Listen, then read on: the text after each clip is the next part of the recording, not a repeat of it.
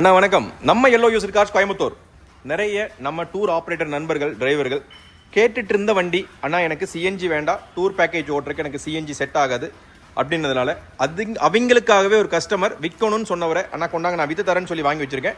Swift விஎக்ஸ்ஐங்க, top end model. அதுலேயே உங்களுக்கு 4 பவர் விண்டோ, அலாய்வில் தவிர எல்லாமே வந்துருங்க. 4 power window, rear AC plus inbuilt செட்டுங்க, எல்லா ஆப்ஷனும் வர்ற வண்டிங்க.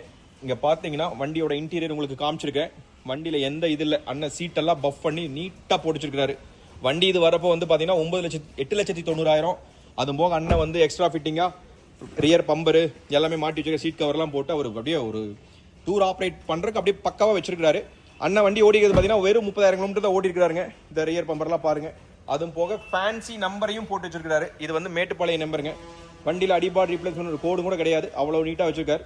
அண்ணன் கேட்குற விலை வந்து பார்த்தீங்கன்னா 8,50,000 கேட்குறாரு. நானே சொன்னேன் அண்ணா இது ரொம்ப காஸ்ட்லியாக இருக்கிற மாதிரி இருக்குன்னு. ஆனால் என்னென்ன அவர் சொல்கிறாருன்னா, வண்டி இப்போ வரது இல்லைங்க செந்தில்.